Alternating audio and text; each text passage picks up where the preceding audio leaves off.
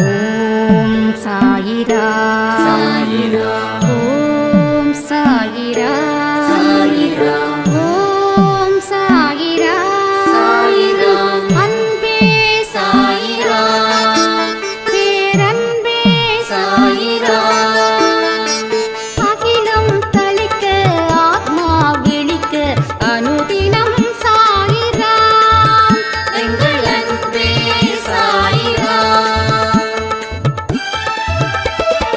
ஒன்றே இறைவன் ஒன்றே பூமிக்கென்றும் சாயிரா சரணம் சாயிரா நன்றே செய்து வாழ்வோம் நாம் ஒன்றே செய்து வாழ்வோம் அன்பே சாயிரா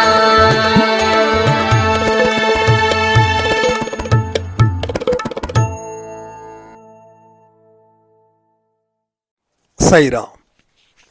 என் உயிரின் உயிரானவர்களே, வாழ்க்கையில் எனக்கு எதுவுமே மாறலை.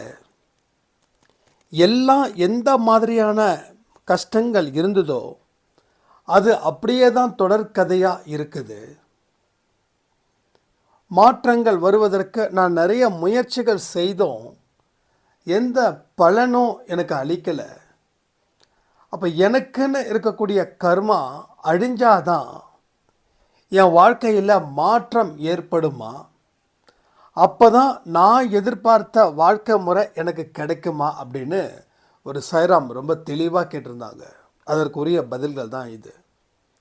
இந்த மாதிரி உங்களுக்கும் இப்படிப்பட்ட ஒரு மைண்டில் இந்த தாட் வருது அப்படின்னா நிச்சயமாக நீங்கள் கமெண்ட் பண்ணுங்கள். ஏன்னா ஒரு விஷயங்களும் உங்களுக்காகவே சாயப்பாவினால் சொல்லப்படுகிற வார்த்தைகள். இந்த வார்த்தைகளுக்கு உயிர் இருக்குது, இந்த வார்த்தைகளுக்கு சக்தி இருக்குது.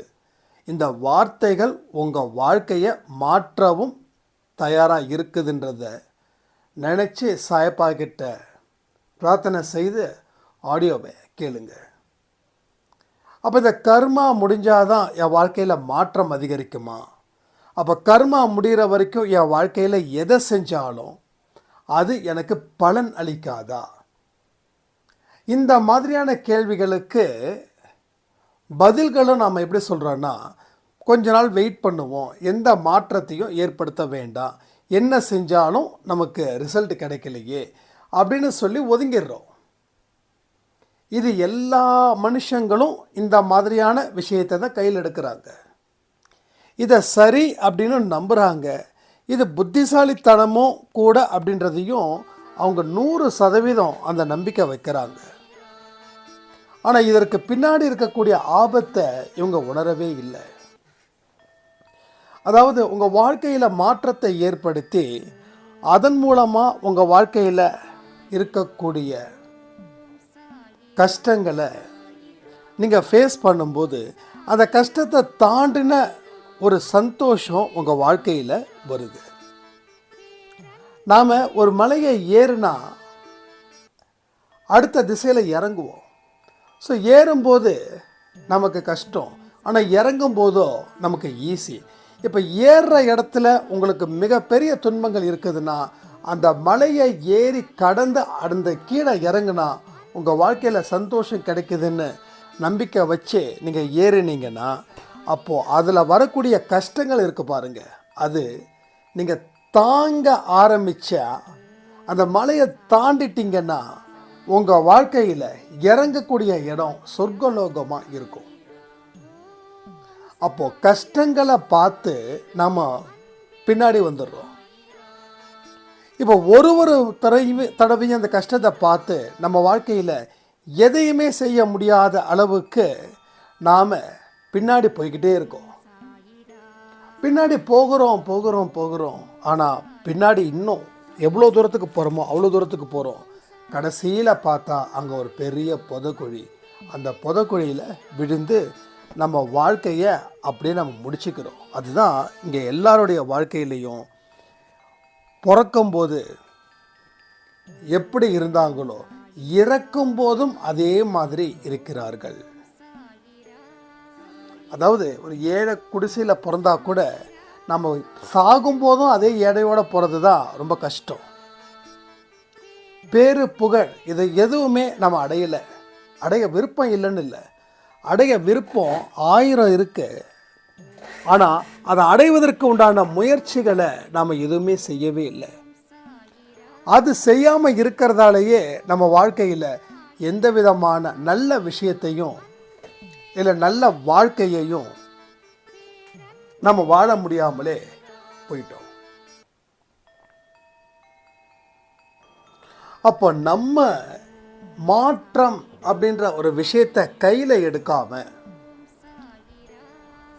அதில் இருந்து பின்வாங்காம, அதில் இருந்து தப்பிச்சுக்காம, மாற்றத்தை செயல்படுத்துவதற்கு உண்டான முயற்சிகள், அதுக்கு தகுந்த உழைப்புகள் இருந்துச்சுன்னா போதும், நீங்கள் நல்ல இடத்துக்கு நீங்கள் வரலாம். ஸோ உங்கள் வாழ்க்கையோட லைஃப் ஸ்டைலை இங்கே சேஞ்ச் பண்ணியே ஆகணும். இது வரைக்கும் என்னென்ன தப்புகள் எல்லாம் இந்த உடலை வச்சும் மனசை வச்சும் செஞ்சீங்களோ அதை நீங்கள் சரி பண்ணுறதுக்கு உண்டான வழிகள் தான் முதல் படி. உங்கள் உடலாலையும் சில சோர்வுகள் இருந்திருக்கலாம், உங்கள் மனதாலையும் சில சோர்வுகள் இருந்திருக்கலாம். உடலாலையும் நீங்கள் தப்பு செஞ்சுருக்கலாம், மனதாலையும் தப்பு செஞ்சுருக்கலாம். அப்போ இதை எல்லாத்தையும் நம்ம சரி பண்ணி ஒரு பொதுவான ஒரு வழியை உருவாக்கி அந்த வழியில் முழு கவனத்தையும் செலுத்தும் போது உங்களுக்கு கஷ்டங்கள் வந்தாலும் அதை தாண்டி போங்க. உங்கள் வாழ்க்கையில் கர்மாக்கள் நிச்சயமாக அழிஞ்சு போயிடும். ஓகேவா? ஆனால் நீங்கள் கர்மாவுக்கு பயப்படாதீங்க. ஏன்னா கடவுள் ஒன்றே பெரியவர், கடவுளே மிக பெரியவர், சாயப்பாவே மிக பெரியவர். உங்கள் வாழ்க்கையில் மாற்றம் வந்தவரே அவர் தான். கர்மா அவருக்கு மேலே. யாருக்கு மேலே? அப்படிதான் நம்ம நினச்சிட்டு இருக்கோம், கர்மா அவருக்கு மேலேன்னு. அப்போ கர்மாவை பார்த்து பயந்துட்டு இருக்கோம் இல்லை, கர்மா அவருக்கு மேலே அப்படின்னு நினைக்கிறதால தான் நீங்கள் இன்றைக்கும் கர்மாவை ஒரு மிகப்பெரிய ஒரு பலம் வாய்ந்ததாக பார்க்குறீங்க, இல்லை உங்கள் விதியை பார்க்குறீங்க. ஆனால் கர்மா அப்படின்றது அவர் காலடிக்கு கீழே. ஆனால் நாமளும் அவர் மடியில் உட்கார வேண்டிய குழந்தைங்க. அவரோட மடியில் தான் நமக்கு இடம் இருக்குது. ஆனால் கர்மாவோ அவரோட காலடியில் கிடக்குது. அப்போது அவரோட காலடியில் கிடக்கக்கூடிய கர்மாவை பார்த்து நம்ம பயந்தோம் அப்படின்னா அர்த்தமே கிடையாது. அப்போ வாழ்க்கையில் நம்ம எந்த அளவில் தெளிவாக இருக்கோன்றதை புரிஞ்சுக்கோங்க. ஸோ தெளிவாக இருக்கிறவன் தான் சரியான முறையில் வாழ்க்கையில் வெற்றி அடைவான். தெளிவு இல்லாதவன் வாழ்க்கையில் ஜெயிக்க முடியுமா என்ன? ஸோ நிச்சயமாக வெற்றி பெற முடியாது. ஏன்னா தெளிவானவன் தான் வாழ்க்கையில் வெற்றி பெற முடியும். அப்போ இந்த தெளிவு உங்களுக்கு வந்தால் மட்டும்தான் உங்கள் வாழ்க்கையில் உங்களோட மாற்றத்தை நீங்கள் ஏற்படுத்திக்க முடியும். ஏன்னா இங்கே பல பேர் சொல்லக்கூடிய வார்த்தை என்னென்னா, மாறணும்னு நினைக்கிற மாற முடியல. அப்போ யார் உங்களை மாறக்கூடாதுன்னு சொல்லி தடுக்கிறாங்க? காரணத்தை வேணால் சொல்லலாம் இவங்க அவங்கன்னு, ஆனால் காரணத்தை சொல்லாமல் சில மாற்றங்கள் இருக்குது. உங்கள் உடல் ரீதியாக மன ரீதியாக சில மாற்றங்கள் அதை நீங்கள் ஏற்படுத்தணும். உடல் ரீதியானா அடிக்கடி தூங்கிக்கிட்டே இருப்போம் இல்லையா? அப்போ அந்த உடலுக்கு தேவையான மருந்து, சுறுசுறுப்பு, உற்சாகம் எல்லாமே ஒரு உழைப்பின் மூலமாக அதை பெறணும். கை காலெல்லாம் நல்லா வேலை செய்யணும். பல பேருக்கு கை லெஃப்ட் ஹேண்டு சரியாக வேலை செய்ய மாட்டேங்குது. ஏன்னா ரைட் ஹேண்டில் சாப்பிட்றோம் போகிறோம் வரோம், லெஃப்ட் ஹேண்டு அதிகமாக யூஸ் பண்ணுறது கம்மி. பாருங்கள், நிறைய பேருக்கு பார்த்திங்கன்னா லெஃப்ட்டில் தான் பெயின் ஜாஸ்தி இருக்கும். வேலையே செய்யாதவங்களுக்கு அதிகமாக வேலை ரைட்டில் செஞ்சாலும் அவங்களுக்கும் அந்த ப்ராப்ளம் இருக்கும். ஆனால் அதிகமாக பிரச்சனைகள் வர்றது லெஃப்ட் ஹேண்டு. அப்போ 2 கையும் கடவுள் எதுக்கு கொடுத்துருக்காரு? ஈக்குவல் பேலன்ஸ்டாக நம்ம வேலை செய்வதற்கு தான். ஒரு வெயிட்டை தூக்கினா கூட நம்ம ரைட்டில் தான் தூக்குவோம். அப்போ வேலை செஞ்சு இந்த கையும் வீணாக போயிடுது, வேலை செய்யாமல் இந்த கையும் வீணாகுது, லெஃப்ட் ஹேண்ட் கையும் வீணாகுது. ஸோ உடலுக்கு தகுந்த உழைப்பை கொடுக்குறோமா, கொடுக்கலனா அது உடலுக்கு செய்யக்கூடிய பாவம். மனசுக்கு தகுந்த ஆரோக்கியத்தை கொடுக்குறோமா, அதாவது நல்ல எண்ணங்களை உருவாக்குறோமா, சிந்திக்கிறோமா, செயல்படுத்துகிறோமா, இது எண்ணங்கள் சம்மந்தப்பட்டது. வெளியில் இருக்கிறது எல்லாம் உடல், உள்ளுக்குள்ளே இருக்கிறதெல்லாம் மனது. ஸோ உள்ளுக்குள்ளே இருக்கிறதெல்லாம் எண்ணங்கள். அந்த எண்ணங்கள் எந்த மாதிரி உங்களுக்கு புது பொலிவோடு இருக்குது. ஒரு நாளும் நீங்கள் என்ன நினைக்கிறீங்க? நைட்டு தூங்கும்போது நீங்கள் நிம்மதியாக தூங்குனீங்கன்னா நல்ல எண்ணங்கள் போயிருக்குதுன்னு அர்த்தம். நைட்டு உங்கள் தூக்கம் சரியில்லைன்னா மோசமான எண்ணங்கள் வந்திருக்குதுன்னு அர்த்தம். ஸோ இங்கே எத்தனை பேருக்கு நைட்டுக்கு சரியாக தூக்கம் வரலன்னு சொல்லக்கூடியவங்க எத்தனை பேர் இருக்கீங்கன்னா உங்கள் எண்ணங்கள் கொஞ்சம் சரி பண்ணுங்க. உங்கள் எண்ணங்களில் எதிர்மறை எண்ணங்கள் அளவுக்கு மீறி இருக்குது. இன்றைக்கி காலையில் கொடுத்த ஆடியோஸ் எத்தனை பேர் கேட்டிங்கன்னு தெரியல. It's very important audio. அந்த ஆடியோவை கேளுங்க. ஒரு சாய்ராம் வந்து அந்த ஆடியோவை கேட்டுட்டு என் வாழ்க்கையில் இத்தனை நாள் நான் பட்ட கஷ்டத்துக்கு காரணம் இதுதானா அப்படின்னு கேட்குற அளவில் அந்த ஆடியோ இருந்திருக்குது. அப்போ இன்னொரு சாய்ராம் சொன்னாங்க, என் அம்மாவுக்கு வரக்கூடிய நோய் எனக்கு வரக்கூடாதுன்னு நான் பிரார்த்தனை பண்ணி அந்த நோய் எனக்கு வந்துடுச்சு. இப்போ இந்த ஆடியோ தான் தெரியப்படுத்திருக்குது அந்த நோய் எதுக்கு நமக்கு வந்துச்சு அப்படின்னு. ஸோ ரொம்ப இம்பார்ட்டண்டான ஆடியோ. அந்த ஆடியோ நீங்கள் கேட்டே ஆகணும். அதை மறுபடியும் நாளைக்கு 12 மணிக்கு ரீஷெடியூல் போடுறதுக்கு நான் தயாராக இருக்கேன். அது பார்த்துக்கோங்க. ஏன்னா ஒரு விஷயங்களும் எண்ணங்கள் அடிப்படையில் தான் வாழ்க்கை அமையுது. இதை நான் சொல்லி தெரியணுன்றது இல்லை, இது உங்களுக்கு தெரியும். ஆனாலும் அந்த எண்ணங்களை, நல்ல எண்ணங்களை கொண்டு வந்து சேர்க்கறதுல நமக்கு என்ன பிரச்சனை அப்படின்னு தெரியல. அப்போது நான் மாறணும்னு நினைக்கிற மாறவே முடியல அப்படின்னா நீங்கள் மாறணும்னு நினைக்க வச்சது யார்? நீங்களா? நிறைய பேர் சொல்லுவாங்க, நான் அதை பண்ணணும்னு நினச்சேன் ஆனால் பண்ண முடியல, இதை பண்ணணும்னு நினச்சேன் இதை பண்ண முடியல. இதெல்லாம் நினைக்க வச்சதே நம்ம கடவுள் தான். நம்ம கடவுள் தான் இந்த மாதிரியான விஷயங்களை தொடர்ந்து செஞ்சுக்கிட்டே இருக்கிறாரு, சொல்லிக்கிட்டே இருக்காரு. கருத்துக்கள் மூலமாக சில விஷயங்கள் தொடர்ந்து இங்கே நடந்துக்கிட்டே இருக்குது. ஆனால் அது நமக்கு புரிய மாட்டேங்குது. இதுதான் மிகப்பெரிய மிஸ்டேக்கு. அப்போது உன் மனசில் எழக்கூடிய எண்ணங்கள் நல்ல எண்ணங்களாக இருக்குது, ஒரு விஷயத்தை செய்யாமல் இருக்கோமேன்னு ஃபீல் ஆகுதுன்னா கடவுள் அந்த விஷயத்தை உணர்த்துறார். சாயப்பா அவங்களை உணர்த்துறார். ஏன் இன்னும் செய்யாமல் இருக்க? இதை செய்ய வேண்டியது தானே, இதை செஞ்சால் தானே உன் வாழ்க்கையில் பிரச்சனைகள் தீரும். ஏன் இப்படியே இருக்க? இது வந்து கடவுள் உங்களுக்கு சொல்லக்கூடிய வார்த்தைகள். அந்த கருத்துக்களை அவர் உங்ககிட்ட சொல்லிக்கிட்டு இருக்காருறது ஏன் இன்னும் புரியல உங்களுக்கு? அப்போ நாம் என்ன பண்ணுறோம்? அதை ஒதுக்கி வைக்கிறோம்.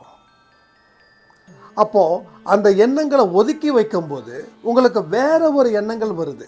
நல்ல எண்ணங்களை ஒதுக்கி வச்சா மோசமான எண்ணங்கள் வரும், மோசமான எண்ணங்களை ஒதுக்கி வச்சா நல்ல எண்ணங்கள் வரும்.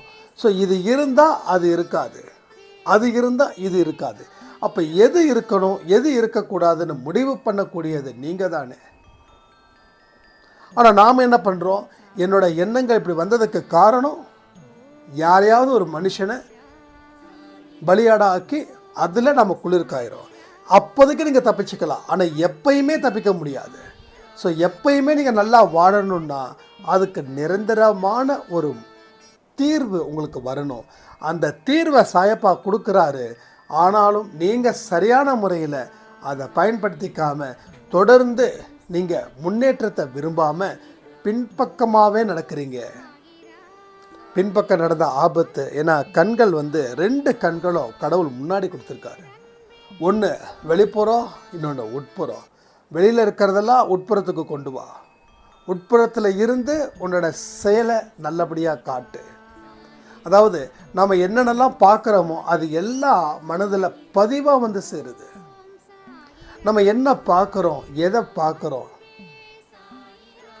நம்ம என்ன கேட்குறோம், எதை கேட்குறோம், இதெல்லாம் வெளிப்புறம். ஐம்புலன்கள் வெளியிலேருந்து வருது, வெளியில் இருந்து உள்ளே வருது.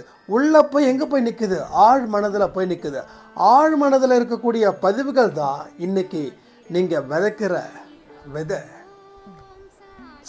அறுவடை பண்ணுறது. அப்போது உங்களோட அறுவடை மோசமாக இருந்துச்சு அப்படின்னா நீங்கள் விதைச்சது மோசமாக இருந்துச்சு. நீங்கள் நல்லதை விதைச்சிருந்தா, நல்லபடியாக விதைச்சிருந்தா இன்றைக்கி அறுவடையும் ஸ்ட்ராங்காக இருக்கும். உங்கள் வாழ்க்கையில் அது நல்லதும் கொடுத்துருக்கும். அப்போது வெளியில் பார்க்குறது ஒரு பகுதினா, பார்க்குறது அத்தனையும் எங்கே போய் சேருது? ஆழ் மனசுக்குள்ளே போய் சேருது. அந்த ஆழ் மனசில் இருக்கக்கூடிய பதிவுகள் தான் உங்கள் வாழ்க்கையை உண்டு இல்லைனாக்குது. அப்போ அந்த ஆழ் மனசில் இருக்கக்கூடிய எண்ணங்கள், மோசமான எண்ணங்களை வடிகட்டுறதுக்கு தான் நமக்கு ஒரு சாயப்பா மேலே அந்த நம்பிக்கையும், ஒரு தெய்வீக நம்பிக்கையும், ஒரு தெய்வீக வழிகாட்டுதலும் நமக்கு தேவைப்படுது. நமக்கு என்றைக்குமே ஒரு குரு அப்படின்ற ஒருத்தர் இருக்கணும். அதுதான் கடவுளாக நம்ம வந்து சாயப்பாவாக கொடுத்துருக்காரு. தெய்வமும் சாயப்பாவும் ஒன்று தான். ஆனாலும் நம்ம இந்த இடத்துல இப்படி நினைக்கிறது தப்பு ஒன்றும் கிடையாது. ஏன்னா எத்தனையோ கற்பனை பண்ணுறோம். பட் இதை நல்ல விஷயத்தை கற்பனை பண்ண தப்பு இல்லைல்ல. சிவனோ பெருமாளோ யார் அனுப்பியிருக்காரு? சாயப்பாவை அனுப்பியிருக்காரு. இவர் தான்ப்பா அவனோட குரு. உன் குரு சொல்கிறத தெளிவாக கேளு. அவர் உனக்கு நல்ல வழியை காட்டுவார். வாழ்க்கையில் இருக்கக்கூடிய கர்மாக்களை அவரால் தான் தீர்க்க முடியும். அப்போ அவரால் எப்படி தீர்க்க முடியும்? அவர் சொல்லக்கூடிய வழிகளை நீ பயணம் செய்ய. அவர் சொல்லக்கூடிய வழிகளை பயணம் செய்ய. நீ சொல்லக்கூடிய வழியில் இல்லை, அவர் சொல்லக்கூடிய வழியில்.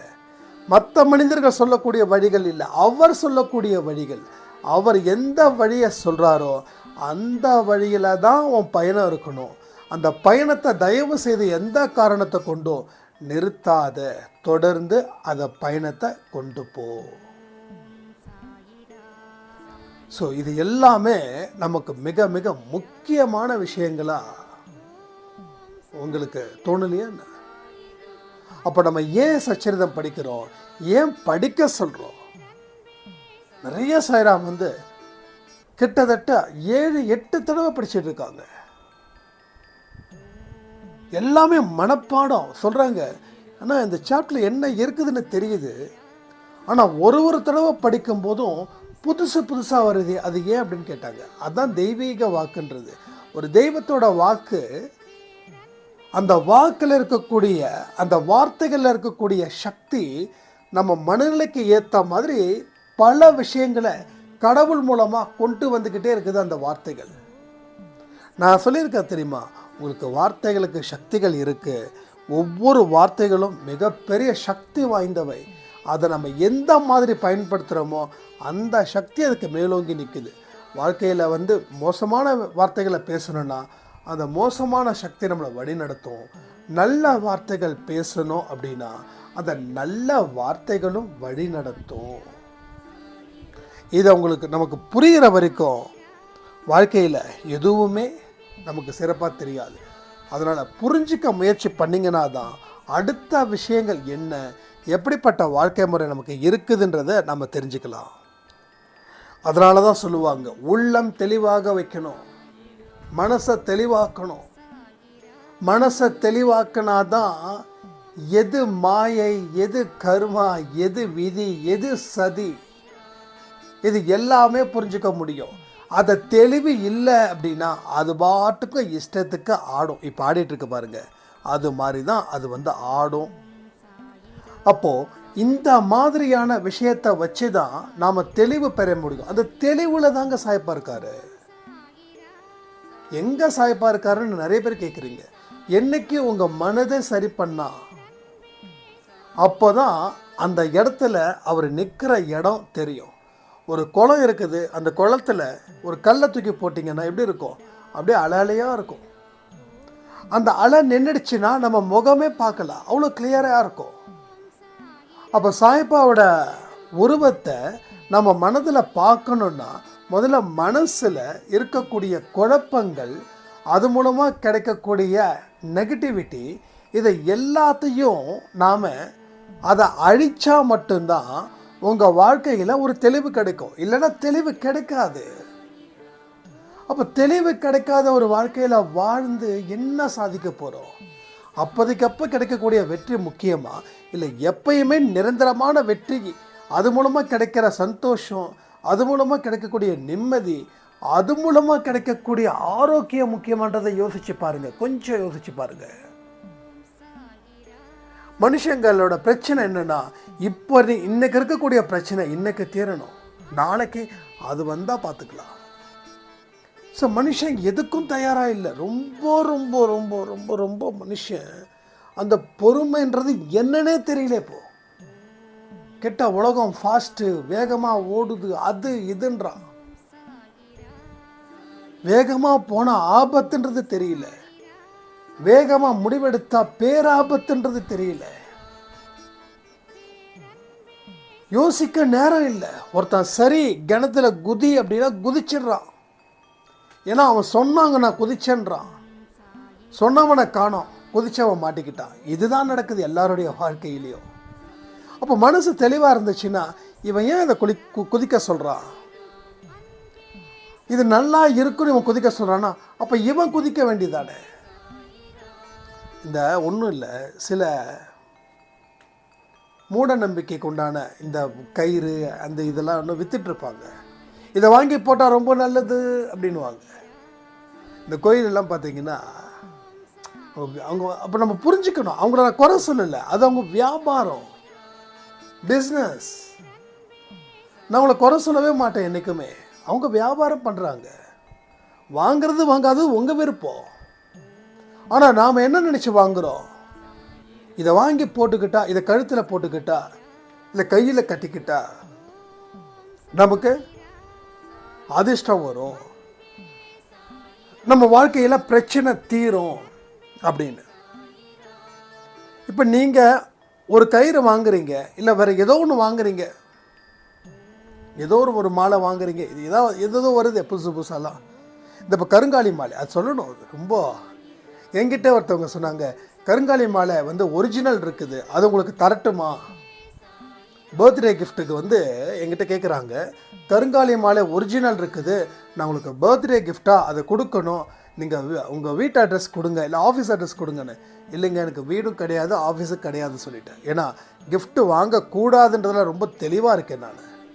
ஏன்னா எனக்கு கொடுக்கக்கூடிய கிஃப்ட்டை யாருக்காவது சாப்பாடு வாங்கி கொடுத்தீங்கன்னா அதை விட பேரின்பம் எதுவுமே கிடையாது. ஸோ இப்போ கூட அம்மா சொல்லியிருந்தாங்க, பர்த்டேக்கு நான் ட்ரெஸ் எடுத்து கொடுக்கலடா, உனக்கு அங்கே வருது இங்கே வருது, நீ ட்ரெஸ் எடுத்துக்கோ, நீங்கள் தயவுசெய்து காசை கொடுங்க அப்படி. எதுக்குடா காசு அப்படி? நீங்கள் காசு கொடுத்தீங்கன்னா யாருக்காவது சாப்பாடு வாங்கி கொடுக்கதா அப்படின்னு. ஸோ அந்த மாதிரி மைண்டு ஃபுல்லாக அப்படியே ஆயிடுச்சு நமக்கு. அப்போது என்ன ஆச்சுன்னா, அந்த கருங்காலி மாலை இன்னும் உங்களுக்கு பவர்ஃபுல்லாக இருக்கும் அப்படி இப்படின்னும் போது, அப்போ அது விற்கிறவங்களுக்கு ஏன் அது நடக்கலை? விற்கிறவங்க போட்டிருக்காங்கல்ல, அப்போ விற்கிறவங்க போட்டாங்கன்னா தம்மாத்துண்டு கடையை விட்டு ஒரு பெரிய கடையை வைக்கலாமே, இல்லை வேறு வானத்தில் பறக்கலாமே. அப்போ புரிஞ்சுக்கணும்ல, அது அவங்க வியாபாரம், அவங்கள தப்பு சொல்லலை. ஆனால் வாங்குகிற நாம இது போட்டால் தான் நடக்கும்னு சொல்லி வாங்குறோமே, அதுதான் தப்பு. அதை தாண்டி ஓகே, ஒரு டிவோஷனலாக இருக்கணும், பக்தியாக இருக்கும், ஓகே, அது வாங்கி போட்டுக்கோங்க. ஆனால் என் பிரச்சனை தீர்றதுக்காக நான் இந்த மாலை போடுறேன் அப்படின்னா அப்போ வாழ்க்கையில் பிரச்சனையே வராதா? அப்போ எல்லாம் யோசிச்சு பார்க்கணும். இந்த மாதிரியான விஷயத்தில் ஒரு நெருக்கடியில் நம்ம போயிட்டோன்னா நம்ம மூளை வேலை செய்யாது, நம்ம புத்தி வேலை செய்யாது. அப்போ மனசு மட்டும்தான் படப்படன்னு வேலை செஞ்சுக்கிட்டே இருக்கும். இதை வாங்கி போடு, அதை வாங்கி போடு. அப்போவே சொன்னாங்க அந்த மாலை வாங்கி போட்டிருக்கலாம் அப்படின்னு சொல்லி கடன்னு ஓடுவோம். அப்போ நம்ம நம்பிக்கை எங்கே இருக்குது? அந்த மூட நம்பிக்கையில் இருக்குது. உங்கள் மேலே அந்த நம்பிக்கை போயிடுச்சு, சுத்தமாக போயிடுச்சு. கடவுள் நம்பிக்கை வேணும், ஆனால் அது குருட்டு நம்பிக்கையாக இருக்கக்கூடாது. கடவுளை தேடுறதுல கூட ஒரு தெளிவு இருக்கணும், ஒரு அறிவு இருக்கணும், ஒரு புரிதல் இருக்கணும். அப்படி இருந்தால் தான் அது கரெக்டாக இருக்கும். இல்லைன்னா ஒன்றுமே கிடையாது. ஸோ கடவுள் அப்படின்றத நாம் புரிஞ்சிக்காத வரைக்கும் நாம் இங்கே ஏமாற்றப்படுவோம். நம்ம ஏமாத்திட்டே இருப்பாங்க, நம்ம ஏமாந்துக்கிட்டே இருக்கணும். அப்போ நமக்குள்ளே இருக்கக்கூடிய கேள்விகளுக்கு பதில்கள் வந்துடுச்சுன்னா நீங்கள் பண்ணுங்கள். பதில்கள் இல்லை அப்படின்னா அதை செய்யாதீங்க. ஏன்னா ஒரு கேள்விகளும் ஆரோக்கியமான கேள்விகள், அதற்கு உரிய பதில்கள் தெளிவாக இருக்கணும். அந்த தெளிவு கிடைச்சா மட்டும்தான் உங்கள் வாழ்க்கையில் பலவிதமான பிரச்சனைகளுக்கும் முற்றுப்புள்ளியாக அது நிற்கும். அதை புரிஞ்சுக்கோங்க. நாம் என்னைக்கு வாழ்க்கையில் வாழ ஆரம்பித்தோமோ, ஸ்கூல் படித்த லைஃப்லாம் விட்டுருங்க, அப்பா அம்மாவோட கையை பிடிச்ச காலம் விட்டுருங்க. ஏன்னா அவங்க நம்ம வாழ்க்கையை கொண்டு சேர்த்தாங்க. அதுக்கு அப்புறம் அவங்க கை இல்லாமல் நம்ம நடக்கிறோம், அவங்க கையை பிடிக்காமல் நம்ம நடக்கிறோம். அப்போ நடக்கும்போது எவ்வளோ எச்சரிக்கையோடு இருக்கணும். அதுக்காக பயந்து ஒதுங்கிறது இல்லை. வாழணும். எப்படி வாழ போகிறோம், எங்கே இருந்து ஆரம்பமாக போகிறோம், அதுதான் சொல்கிறேன். வாழ்க்கையில் சில கல்வி முறைகளை சொல்லவே இல்லை. யாரோ பிரிண்ட் பண்ணாங்க, அதை நாம் படித்தோம், நான் தான் ஃபஸ்ட்டுன்னு சொன்னோம். சந்தோஷம். வாழ்க்கையில் நீ ஃபஸ்ட்டா லாஸ்ட்டா? ஒரு விஷயம் இங்கே தயவுசெய்து தப்பாக நினச்சிக்க வேண்டாம். நான் என்ன மாதிரி ஆட்களை சப்போர்ட் பண்ணுறேன்னு நினச்சிக்க வேண்டாம். நான் ஓப்பனாக ஒரு விஷயத்தை நான் ஃப்ராங்காக சொல்கிறேன். யாரெல்லாம் ஃபஸ்ட்டு கிளாஸில் படித்து பெருசாக ரீச் ஆனாங்களோ அவங்க வாழ்க்கையில் பெரிய அளவில் ஸ்தாபிக்கலை. நான் எல்லாரையும் சொல்லலை, எல்லாத்துக்கும் கண்டிஷன் அப்படி சொல்லிடணும். முக்காவாசி பேர் என்கிட்ட நிறைய சாய்ராம்ஸ் பெண்கள் என்கிட்ட பேசும்போது, அண்ணா வாழ்க்கையில் பிரச்சனை, நான் டைவர்ஸ் பண்ணுறதை தாண்டி வேறு வழி கிடையாது, என்னம்மா பிரச்சனைனா இப்படிலாம் சில விஷயங்கள் சொல்லும்போது நான் சில பேர்கிட்ட கேட்பேன், சில பேர்கிட்ட கேட்க மாட்டேன். அந்த சில பேரில் என்ன கேட்பேன்னா, ஏம்மா நீங்கள் ஸ்கூல்லலாம் டாப்பர் தானே? எஸ்ண்ணா. ஏன்னா இவங்களுக்கு எதிர்த்து போராட தெரியாது, எதிர்த்து போராட கற்றுக் கொடுக்கல. இன்னும் சொல்லணும் அப்படின்னா, ஸோ எதிர்த்து போராட கற்றுக் கொடுக்கல, அதனால் எதிர்த்து போராட தெரியல. படித்தது, அது படிக்கிறது திறமை இருக்குண்ணா, தப்பு சொல்லலை, மறுபடியும் சொல்கிறேன். அதோடு சேர்ந்து இதையும் இருந்துச்சுன்னா அவங்க நம்பர் 1 எல்லா இடத்துலையும். நான் படிக்கிறது ரொம்ப டஃப், ஐஏஎஸ்ஸாக இருக்கட்டும், ஐபிஎஸ்ஸாக இருக்கட்டும், டாக்டராக இருக்கட்டும், சான்ஸே கிடையாது, வார்த்தைகளே வாயிலே வராது சில விஷயங்கள்லாம். ஆனால் கூடவே அந்த எதிர்த்து போராடக்கூடிய குணமும் அவங்க வளர்த்துக்கிட்டாங்கன்னு வச்சுக்கோங்க, அசைக்க முடியாது, அவங்கள அசைக்கவே முடியாது. அப்படி சில பேர் தான் பெரிய போஸ்டிங்கில் திறமையானவர்களா, மிக மிக திறமையானவர்களா, அவங்க ப்ரொஃபஷ்னலையும் ரொம்ப ஸ்ட்ராங்காக இருக்காங்க, அவங்களோட பர்சனல் லைஃப்லேயும் ஸ்ட்ராங்காக இருக்காங்க, நல்லா போல்டாக நிற்கிறாங்க, எதுவாக இருந்தாலும் சரி எதிர்த்து நின்று போராடுறதுக்கு தயங்கிறதே கிடையாது. ஆனால் முக்காவாசி பேர் அந்த இடத்துக்கு போகலை. முக்காவாசி பேரோட திருமணம் ஃபெயிலியர் ஆனதுக்கு காரணம் எதிர்த்து போராடுவதை எப்படின்னு யாராலும் சொல்லிக் கொடுக்கவே முடியல. நல்லா படி, நல்லா படி, நல்லா படித்தா கை நிறைய சம்பாதிக்கலாம், கை நிறைய சம்பாதிச்சா நீ விருப்பப்பட்டதை வாங்கலாம், இதை தாண்டி வாழ்க்கை வாழணுன்றதை பெற்றவங்களும் சொல்லிக் கொடுக்கல, மற்றவங்களும் சொல்லிக் கொடுக்கல. இதுதான் பிரச்சனையே. அப்போது இதெல்லாம் தெரிஞ்சிக்கவே 40 தாண்டுது, தெரிஞ்சுக்கிட்டு வாழ்க்கை ரன் பண்ணும்போது 50 தாண்டுது, அதுக்கப்புறம் ரிட்டைர்மெண்ட் வந்துடுது. ஸோ எல்லா விஷயங்களும் முன்னாடி தெரிஞ்சுக்கிறது நல்லது. இப்போ உங்களுக்கு இந்த வயசில் ஒரு கிட்டத்தட்ட உங்களுக்கு 25 வயசு 30 வயசு அப்படின்னா, என்னோடய விஷயத்தை என்னோடய விஷயம் சொல்லக்கூடாது, அன்பே சாயில் சொல்லக்கூடிய விஷயம் உங்கள் காதில் போய் நின்றுச்சுனாவே இதுக்கு நமக்கு தேவையான ஒன்று நமக்கு எவ்வளோ சீக்கிரம் கிடைச்சிருக்குது அப்படின்றத நினச்சி கடவுளுக்கு நன்றி செலுத்துங்க. ஸோ சில வார்த்தைகளை கடைப்பிடிங்க, அது உங்கள் வாழ்க்கை முழுவதும் உங்களுக்கு கண்டிப்பாக மிகப்பெரிய பயனுள்ளதாக அது அமைஞ்சு தீருன்றதில் உறுதியாக நம்புங்க. உங்கள் வாழ்க்கையில் அப்படிப்பட்ட ஒரு நல்ல விஷயங்கள் நடக்க போகுது. ஏன்னா என்னைக்கு வார்த்தைகளுக்கு நீங்கள் முக்கியத்துவம் கொடுத்து கேட்குறீங்களோ அப்போது அது மிக மிக முக்கியத்துவம் அடைந்த உங்கள் வாழ்க்கையை இன்னமும் மேலும் சிறப்பிக்க போகுது. ஏன்னா இங்கே யாருமே சாதாரணமானவர்கள் இல்லை, எல்லாமே சாயப்பாவோட குழந்தைங்க. நான் சொன்ன மாதிரி மடியில் உட்காந்து விளையாடக்கூடிய குழந்தைங்களாக தான் நாம் இந்த சரௌண்டிங்ஸில் இருக்கோம். அப்போ இதை நாம் சரியாக பயன்படுத்திக்கிட்டா வாழ்க்கையை பற்றி கவலையே வேண்டாம், குழப்பமே இல்லை. எக்ஸாக்ட்லி நீங்கள் நினச்சதை விட சிறப்பாக அருமையாக அழகான வாழ்க்கையை நீங்கள் வாழலாம். அப்போது மாற்றம் மாற்றம் மாற்றம், இந்த மாற்றத்தை பற்றி பேச இங்கே சட்டுன்னு ஆரம்பிங்க. என்னென்ன விஷயங்கள் எல்லாம் செய்யணும்னு தோணிச்சோ அத்தனை விஷயத்தையும் ஒன்றும் இல்லாமல் தூக்குங்க. உங்கள் வாழ்க்கையில் பலதை சாயப்பாசையை காத்துக்கிட்டு இருக்காருன்றதை மறக்காதீங்க. இதை பற்றி உங்களுக்கு எந்த டவுட்ஸ் இருந்தாலும் கமெண்ட்டில் கமெண்ட் பண்ணுங்கள், இல்லை வாட்ஸ்அப்பில் தனியாக பர்சனல் மெசேஜ் பண்ணுங்கள். ஸோ லைஃப்பில் நிறைய விஷயங்கள் இனி நல்லபடியாக நடக்கணும்னு சாய்ப்பாக எதிர்பார்க்குறாரு. அவருடைய எதிர்பார்ப்பை பூர்த்தி செய்ய வேண்டிய பொறுப்புன்றது சாய்ப்பாட குழந்தைங்களாக இருக்கக்கூடிய நமக்கு இருக்குதுன்னு சொல்லி இந்த பதிவை நான் முடிக்கிறேன். ஜெய் சாய்ரா.